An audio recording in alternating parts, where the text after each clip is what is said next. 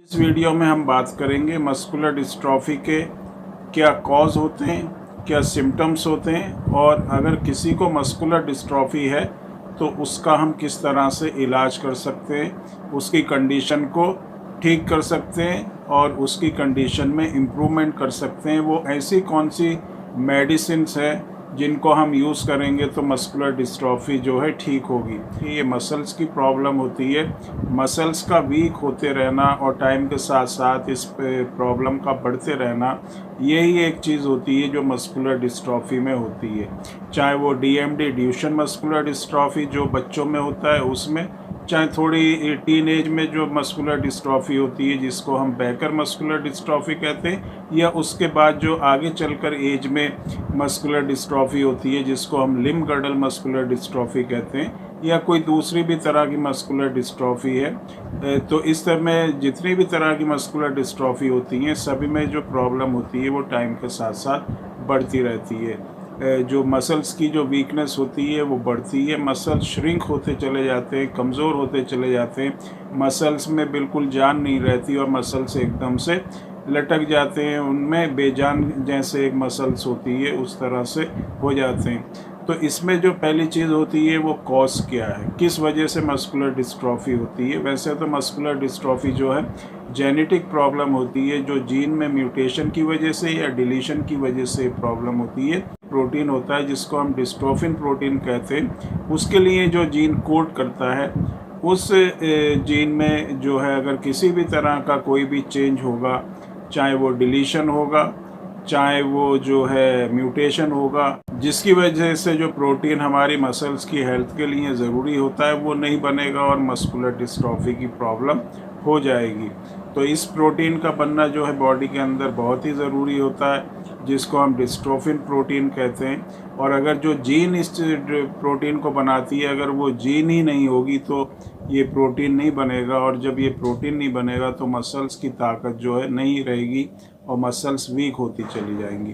तो ये तो इसका एक कॉज हो गया, जनरल कॉज मैंने बताया। दूसरी चीज़ आती है सिम्टम्स। सिम्टम्स में जो लक्षण होते हैं वो यही होते हैं कि मसल्स की कमज़ोरी, मसल्स का वीक होते चले जाना और टाइम के साथ साथ ये जो प्रॉब्लम होती है इसका बढ़ना, चाहे ड्यूशन मस्कुलर डिस्ट्रॉफी डीएमडी है या कोई भी तरह की मस्कुलर डिस्ट्रॉफी होगी।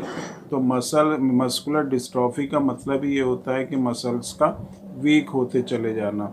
तो जो हम काम जिस काम में हम अपने मसल्स को यूज़ करते हैं तो वो काम हम फिर नहीं कर पाएंगे। हम जितनी भी बॉडी की मूवमेंट करते हैं वो हमारी मसल्स की वजह से ही होती है। जो हड्डी होती हैं हमारी, जो बोन्स होती हैं, उसको मूवमेंट करने के लिए मसल्स की ज़रूरत होती है, और जब ये मसल्स हमारी वीक होती हैं तो हमारी बॉडी में मूवमेंट नहीं होती, हम कोई भी काम जो है नहीं कर पाते। तो ये ही एक सिम्टम होता है मस्कुलर डिस्ट्रॉफी का। वैसे तो बहुत से ऐसे सिम्टम्स हैं जिसको हम अलग अलग कैटेगरी में रख सकते हैं, बट अगर हम जनरल इसको सम अप करें तो यही है कि जो मांसपेशी होती हैं वो बहुत ज़्यादा कमज़ोर हो जाती हैं मस्कुलर डिस्ट्रॉफी में, और टाइम के साथ साथ ये कमज़ोरी बढ़ती ही चली जाती है। किसी दूसरी वजह से अगर आपके मसल्स में वीकनेस होगी तो वो टाइम के साथ इतना नहीं बढ़ेगी जितना मस्कुलर डिस्ट्रॉफी में होती है। तो ये एक प्रोग्रेसिव डिजीज़ होती है और टाइम के साथ साथ ये प्रॉब्लम बढ़ती है। तो ये तो इसका एक जनरल सिम्टम हुआ। अब इसके बाद जो बहुत ही इम्पॉर्टेंट चीज़ है वो है कि हम कौन सी ऐसी मेडिसिन को यूज़ करें जिससे मस्कुलर डिस्ट्रॉफी जो है वो ठीक होगी। तो एलोपैथिक जितनी भी मेडिसिन हैं उसमें कोई भी इस तरह का अभी कोई मेडिसिन या ट्रीटमेंट नहीं है जिससे हम मस्कुलर डिस्ट्रॉफी को ठीक कर सकें या थोड़ा भी इम्प्रूवमेंट अपनी कंडीशन में हम ला सकें। ऐसी कोई भी मेडिसिन एलोपैथिक सिस्टम में अवेलेबल नहीं है। मल्टीविटामिन्स या विटामिन डी या इसके साथ स्टेरॉयड अगर आप यूज़ करते हैं तो कोई ख़ास इफेक्ट जो है मस्कुलर डिस्ट्रॉफी के पेशेंट में नहीं होता, और स्टेरॉयड तो आगे चल के कंडीशन को और ख़राब कर देते हैं और कंडीशन और ज़्यादा ख़राब हो जाती है। अब बात करते हैं कि होम्योपैथिक मेडिसिन में क्या कोई मेडिसिन्स हैं जिनसे हम मस्कुलर डिस्ट्रॉफी को ठीक कर सकते हैं। तो होम्योपैथिक मेडिसिन में बहुत ही अच्छी ऐसी इफ़ेक्टिव मेडिसिन हैं जो मस्कुलर डिस्ट्रॉफी को बहुत हद तक जो है कंट्रोल करती हैं, कंडीशन में इम्प्रूवमेंट करती हैं। और कंडीशन अगर पेशेंट की सही है, ज़्यादा उसके अंदर वीकनेस नहीं है, तो उसको पूरी तरह से क्योर भी कर सकती हैं। मेडिसिन्स जो होती हैं बहुत ही इफ़ेक्टिव होती हैं। इन मेडिसिन्स को हमको यूज़ करना है, लेकिन किस तरह से, कौन से सिम्टम में कौन सी मेडिसिन को यूज़ करना है, ये बहुत ही इम्पॉर्टेंट होता है। और हर पेशेंट के हिसाब से, उसके सिम्टम के हिसाब से मेडिसिन्स जो हैं, अलग अलग तरह की मेडिसिन्स जो है यूज़ की जाती हैं, सेलेक्ट की जाती हैं और वो दी जाती हैं।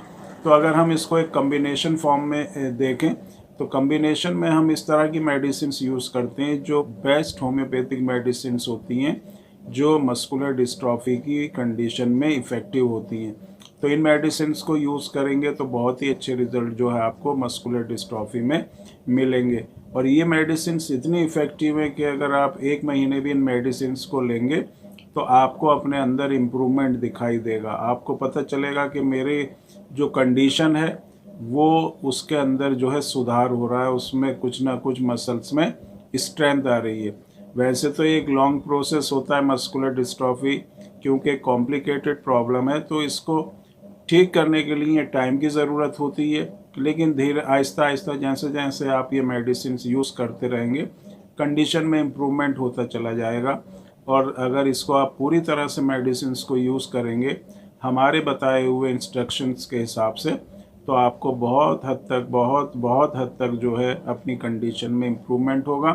और जो आपकी मसल्स वीक हैं उसमें आपको स्ट्रेंथ महसूस होगी, और आपकी जो मसल्स हैं वो पूरी तरह से रिवाइव होंगी, रीस्टोर होंगी, और आपकी कंडीशन में जो है बहुत बेहतर होगी।